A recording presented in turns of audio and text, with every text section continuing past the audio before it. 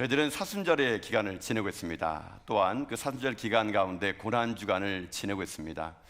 고난주간을 지내면서 우리들의 마음은 어떠한 마음으로 이 기간을 지내야 될까요? 매년 찾아오는 고난주간, 매년 다가오는 사순절, 그저 그렇게 평범하게 우리 가운데 다가오는 사순절과 또 고난주간이 아니라 올해만큼 우리 가운데 특별한 의미로 십자가 여러분 가운데 선명히 드러나는 그런 기간 될 수 있기를 여러분 바라겠습니다. 십자가의 핵심적인 의미는 무엇일까요? 바로 십자가에서는 우리가 알 수 있는 것이 무엇이냐면 우리를 위하여 우리의 모든 것을 다 쏟아놓으신 예수 그리스도의 사랑, 그 사랑을 우리가 깨달아 알아가는 것이고, 또 하나는 그렇게 자기 아들을 십자가에 내어주기까지 우리를 끝까지 용납하시고 용서하시고 품으시는 그 하나님의 사랑을 깨달아 알아가는 것, 그것이 바로 핵심이라는 것입니다. 그렇기 때문에 우리가 십자가를 바라볼 때마다 날마다 우리는 고백해야 됩니다. 예수 그리스도의 십자가와 하나님의 사랑, 그것을 깨달을 때 진정한 십자가의 의미가 우리 가운데 선명하게 들어올 수 있게 될 수 있다는 것이죠. 오늘 우리가 읽었던 이 로마서의 말씀은 바로 그런 하나님의 사랑, 십자가의 사랑을 짧지만 아주 우리 가운데 명확하게 말씀해주고 있는 구절이 될 수 있거든요. 우리 다시 한번 로마서 5장 6절부터 8절까지 말씀을요, 다시 한번 다 같이 한번 읽어보도록 하겠습니다. 함께 읽겠습니다. 시작. 우리가 아직 연약할 때에 기약대로 그리스도께서 경건하지 않은 자를 위하여 죽으셨도다.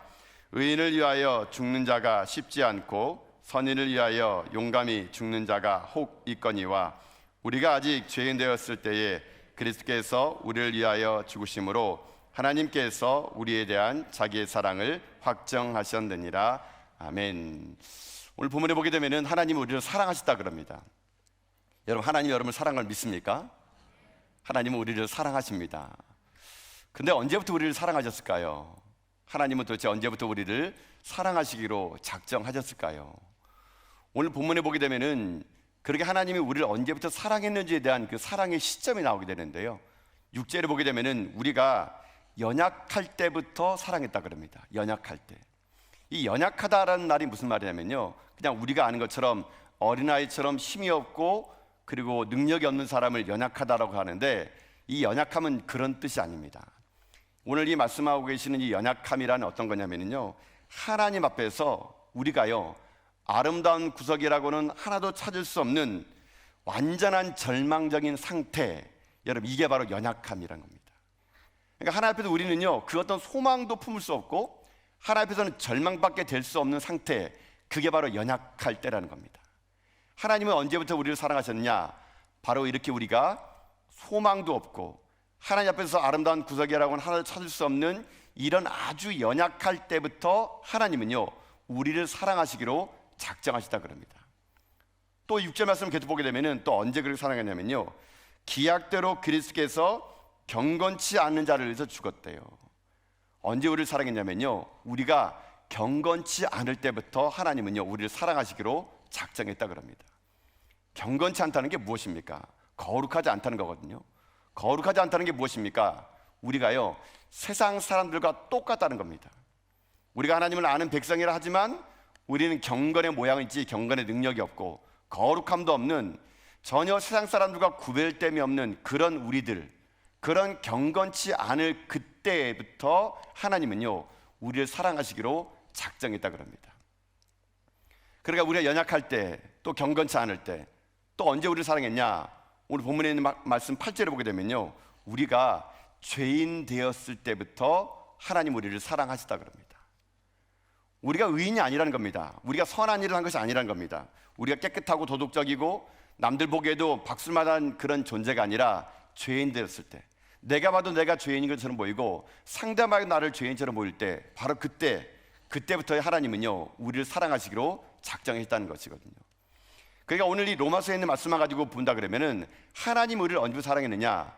우리가요 하나님 앞에서 아름다운 구석이라고는 아무것도 없는, 추악하게 그지없는, 연약한 그때, 그리고 경건치 못하고 죄인 되었을 그때부터 하나님은요 우리를요 사랑하시기로 작정하셨다는 것입니다. 저는 근데 이 사랑을 보면서 느끼는 게 무엇이냐면, 하나님은 왜 우리를 이렇게 사랑할까라는 겁니다. 여러분, 하나님 도대체 왜 우리를 사랑할까요? 여러분, 하나님 여러분 왜 사랑하는지 아십니까? 모르세요? 네, 모르는 게 정답입니다. 사랑은요, 이유가 없는 겁니다. 제가 이 본문의 말씀을 가지고 다 묵상해 봤거든요. 도대체 하나님은 왜 우리를 사랑할까? 아무리 봐도 사랑할 만한 이유도 없고, 사랑할 만한 구속도 없고, 사랑할 만한 조건도 아무것도 없는데, 하나님은요, 그런 우리를 무작정 사랑하신 겁니다. 하나님 왜 우리를 사랑하는지에 대해서는 알 수 없는데, 한 가지 확실히 알 수 있는 게 하나 있습니다. 그게 뭐냐면요, 5장 8절에 있는 말씀이거든요. 그리고 5장 8절의 말씀을 다시 한번 같이 한번 읽어보도록 하겠습니다. 함께 읽습니다. 시작. 우리가 아직 죄인되었을 때에 그리스도께서 우리를 위하여 죽으심으로 하나님께서 우리에 대한 자기의 사랑을 확증하셨느니라. 아멘. 여러분, 하나님 왜 우리를 사랑했는지에 대해서는요, 우리가 알지 못해요. 왜 나를 사랑하는지 도대체 알 수 없습니다. 근데 오늘 성경은요, 한 가지 확실한 것을 여기 나타나 줍니다. 왜 하나님 우리를 사랑했는지 이유에 대해서는 말하지 않는데, 하나님이 한 가지 확실한 것을 말씀했어요. 그건 무엇이냐면요, 바로 하나님께서 그리스도께서 우리를 위하여 죽으심으로 말미암아 하나님이요, 우리에 대한 자기의 사랑을 어떻게 했느냐? 확증했대요. 확증. 이건 중요한 단어입니다. 확증이라는 단어가. 확증이라는 단어가 어떤 단어냐면요, 절대로 변경하거나 취소할 수 없는 것, 이게 확증이라 그럽니다. 그러니까 하나님 왜 우리를 사랑하는지는 이유는 우리 알 수 없습니다. 그러나 하나님은요, 스스로 말씀하시기를 내가 내 아들을 죽이면서까지 내가 너희들을 사랑하는 것, 그거 하나만큼은 변경되지 않을 것이고 취소되지 않을 것이고 영원할 것이다. 이거 하나만큼은 너희들이 알기를 바란다. 이것이 바로 하나님의, 오늘 우리에게 주신 하나님의 메시지가 될 수 있다는 거거든요. 여러분, 확증입니다. 내가 나를 보더라도, 상대방 나를 보더라도 전혀 사랑할 만한 구석이 없지만, 하나님은요, 우리에게요, 이유를 가르쳐 주는 것이 아니라 결과를 가르쳐 주는 것입니다. 확증했다고요. 그 어떠한 것도 이것을 막거나 변경하거나 취소할 수 없다는 겁니다. 내가 너희를 사랑한 것은 예수 그리스도 사랑 아들을 주므로 인해 가지고 내가 확증했다라고 하나님 오늘 이 시간 우리에게 말씀해 주고 있다는 것이거든요. 저는 이 말씀을 가지고 한번 묵상해 봤습니다. 하나님이 그러면 다시 한번 질문을 했거든요. 하나님, 그렇다면 왜 우리를 사랑하십니까? 왜 우리를 그토록 사랑하십니까? 당신이 그토록 사랑한다는 아들까지 주시면서 왜 우리를 사랑하십니까? 아니, 하나님이요, 너무 엄청난 대가를 치르신 거예요. 그냥 우리를 사랑한다 그러면은, 여러분, 돈으로 사랑할 수 있지 않습니까? 아니면 우리를 사랑한다 그러면은 희생제물을 통해서 우리를 사랑할 수 있는데, 왜 굳이 자기 아들까지도 죽이면서까지 우리를 사랑하셨는가? 하나님은요, 엄청난 대가를 지불해 가지고 지금 저와 여러분을요, 사랑하신대요. 저는 이것이 도저히 믿겨지지가 않습니다. 하나님 도대체 왜 나를 사랑하시는지, 그렇게 예수 그리스도 사랑하는 아들을 죽이면서까지 사랑할 만한 가치가 내게 없는데 하나님은 도대체 왜 나를 사랑하실까? 사실 제가 이 본문에 있는 말씀을요, 사실 다르게 제가 본문을 작성을 했었습니다. 근데 제가 이 질문, 그냥 십자가에서 예수님이 돌아가신 이유가 하나님 우리를 사랑하셨다, 이렇게만 명제를 주기에는요, 제 자신이 너무 용납이 안 되는 거예요. 아니, 십자가에 자기 아들을 내어준 이유가 나를 사랑하기 때문이다? 근데 그 사랑하는 도대체 이유가 무엇인지 모르겠다는 겁니다. 제가 그래서 이 고난전 특별 새벽기도 동안에 끊임없이 그 하나님께 물어봤습니다. 하나님, 왜 나를 사랑하십니까? 하나님이 나를 사랑하셔서 아들을 십자가에 내주었다 한다 그러는데 그 사랑이 도대체 무엇입니까? 제가 오늘 다시 한번 이 새벽에요, 하나님 말씀을 전하고 이 자리에 앉아서 끊임없이 하나님께 물어봤습니다. 나 같은 자를 위해서 왜 그런 일까지 하셨는지, 그 사랑이 무엇인지. 그때요, 제게 준 하나님 마음이 있었습니다. 그래서 제가 오늘 성경을요 다 바꿨어요. 하나님이 제게 마음이 뭐냐면요, 제게 문득 이런 마음을 주더라고요. 이제 믿겠니? 이제 진짜 나를 믿겠니? 너 진짜 나를 신뢰할 수 있겠니? 여러분, 이런 마음이요 저에게 들어오더라고요. 여러분, 이 말이 무슨 말일까요? 하나님이요, 자기 아들을 주시면서까지 우리에게 요구하시는 건요, 대가가 없습니다. 그러나 한 가지 우리에게 요구하시는 것인데, 그게 뭔지 아십니까? 믿음이에요. 믿음. 하나님을 향한 믿음, 그 믿음을 가지란 얘기예요. 내가 너를 사랑하는 것은 이만큼까지 아들을 내어주면서까지 사랑하는데, 너는 조금만 위기가 찾아오고, 조금만 어려움이 다가오고, 조금만 실직이 다가오고, 암이 닥쳐오면은 나 여호와를 잊어버린다는 얘기예요. 나를 의심한다는 얘기예요. 혹시 하나님 나를 버린 건 아닌가? 하나님 나를 떠난 건 아닌가? 하나님 나를 치신 건 아닌가? 우리는요 끊임없이 하나님에 대한 믿음을 얘기하면서도요 진짜 하나님에 대한 믿음이 없는 거거든요. 그 하나님은요 자기 아들을 십자가에 내주면서까지, 자기 아들을 주면서까지 하는 말, 이제는 믿으란 얘기예요. 내가 너를 이만큼까지 사랑하는 거. 그래 너의 인생 가운데 어려움이 오고 아픔이 오고 눈물이 올지라도 나 여호와가 너와 함께 한다는 믿음을 가지고요 이겨내라는 거예요. 그 자리에서 승리하라는 거예요. 결코 너는 혼자가 아니라는 얘기예요. 내가 너와 영원히 함께 할 거라는 걸, 이 믿음을 가지고 살라는 거, 그게요 아들을 내어주면서까지 하나님께서 우리 가운데 요구하시는 한 가지 믿음, 그 믿음을 우리에게 하나님 요구하시는 거거든요. 여러분 하나님 믿습니까? 정말 하나님 여러분 사랑을 믿습니까?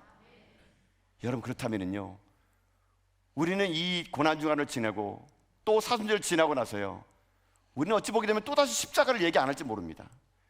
또다시 우리는요 의심하고요, 또다시 우리는요 우리의 마음이요 하나님 정말 사랑하는가? 끊임없는 의심 속에 우리는 살아갈 수밖에 없을지 모릅니다. 그럴 때마다요 십자가를 바라보십시오. 이 십자가에서 자기 아들을 내어준 하나님이 살아계심을요 날마다 고백하면서요, 여러분 지금 좀 어려우시죠? 많이 아프시죠? 힘드시죠? 그거 끝이 아니에요. 하나님이 살아계시기 때문에요 이제 여러분의 인생 앞바다는요 홍해와 갈라진 기적이 임할 것을 믿습니다. 여러분의 질병은 나을 걸 믿습니다. 여러분 인생의 모든 눈물은 소망이 될 것을 믿습니다. 여러분 이 믿음 가지래요. 이 믿음을 주기 위해서요 하나님은요 자기의 가장 소중한 아들을 내어주면서까지 그 확증을 통해서 내가 결코 너를 떠나지 않을 것이고 결코 너를 버리지 않을 것이고 결코 너와 하는 약속을 내가 변절치 않을 것이라는 그 확신을요 십자가에서 하나님은 우리에게 확증시켜 주셨다는 것입니다. 그런 사랑하는 성도 여러분, 이제 우리 그 하나님 잘 믿고 살아갈 수 있기를 주님의 이름으로 축복합니다. 하나님 잘 믿고 살아가십시오. 하나님 믿고 신뢰하십시오. 어렵더라도요 견뎌내시고요, 이겨내시고요, 버텨내시고요, 십자가 단단히 붙잡고 주님 오시는 그날까지 결코 십자가의 사랑이 헛되지 않도록 여러분들이요 믿음을 가지고 승리해 나가는 여러분 인생길 다 될 수 있기를 여러분 주님의 이름으로 축복합니다. 저는 이 사순절이 다가오고 십자가가 높이 있을 때마다요 제 속에는 한 가지 생각나는 영화가 하나 있습니다. 이 영화가 뭐냐면요 체코에서 만든 영화인데 영화의 제목은 체코어로 모스트입니다. 모스트란 말이 체코 말로는 달이라는 말인데요, 이게 모스트가 또 영어로 번역되게 되면은 대부분이라는 말도 되고요, 또 정관사 더가 들어가면은 최고의라는 말이 됩니다. 이 영화가 왜 기억이 나냐면은 저는 이 영화 단편짜리 영화를 한 38분, 40분짜리 짧은 영화였거든요. 근데 이 짧은 영화 속에서 저는 참 큰 감동을 받았습니다. 내용은 이런 내용입니다. 어떤 한 아버지가 아들이 있었거든요. 근데 그 아버지의 직업은 뭐냐면은 도개교육, 즉 말하자면은 바다나 강가 위에서 배가 지날 수 있도록 이 철길을 올리고 내리게 하는 이 도개교를 운전하는요 운전사였습니다. 그 일이 하도 힘들고 어렵기 때문에 아들이 자꾸만 자기가 일하는 그곳에 오자 그러더라도 아버지가 말렸어요. 근데 아들이 하도 졸으면서 아빠가 일하는 곳에 가고 싶다 그러길래 이 아버지가요 나중에 아들이 크니까 그 아들의 소원을 들어주고도 자기가 일하는 장소로 데려오게 됩니다. 아빠가 얘기합니다. 아들아 거기 가면 되게 추울 거야. 아들이 얘기합니다. 그러면 따뜻한 코코아를 가져가면 되겠죠. 함께 코코아를 마시면서 우리 함께 다리를 올려요. 하나밖에 없는 아들을 손에 잡고 그 아버지는요 그 다리에 가게 됩니다. 아들에게 말합니다. 아들아 30분이 지나면 기차가 올 것 같으니까 너는 여기서 잠깐 놀고 있다가 우리가 기차가 올 때쯤 되면 배가 지나갈 때 너와 함께 레벨을 내려가지고 다리를 올리고 또 다리를 내려보자. 이 아들은 꿈에도 소원인 그 아버지의 말을 기다리면서 강가에서 낚시를 하고 기다렸습니다. 이 아버지는 열심히 기계를 점검하고 있었습니다. 근데 문제가 생겼습니다. 배가 들어온다는 말을 듣고 아버지가요 다리를 올렸거든요.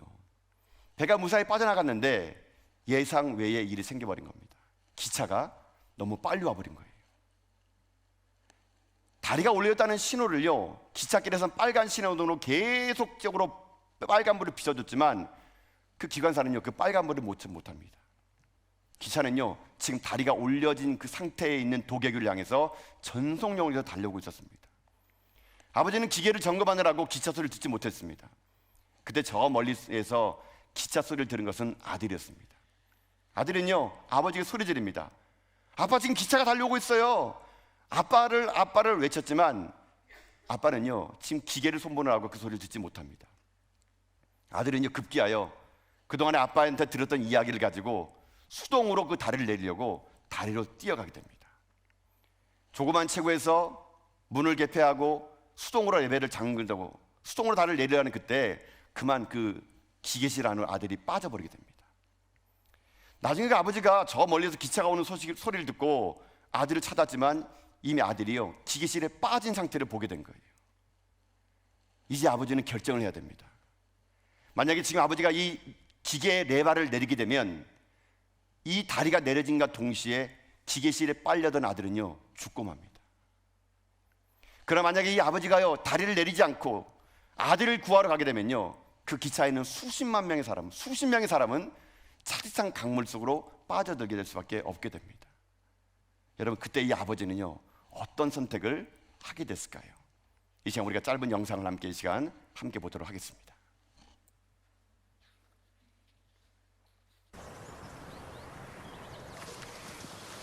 Za hodinu pojede vlak, jo.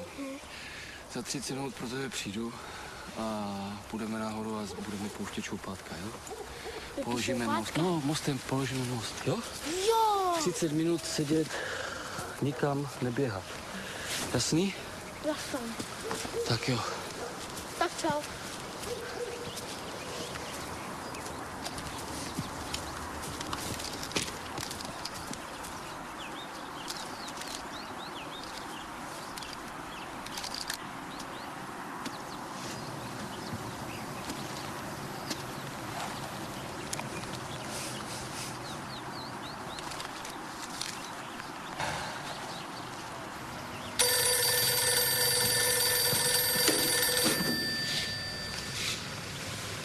Jo, jasně.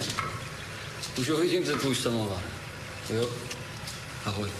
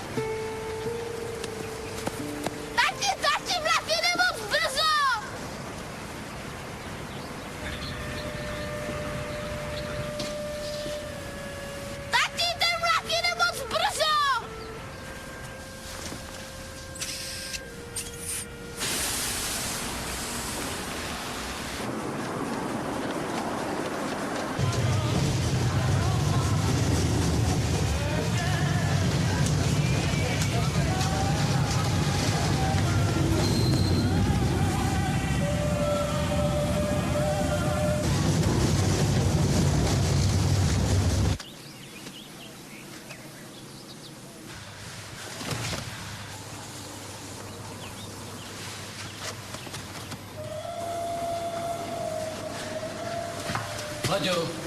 Láďo! Láďo!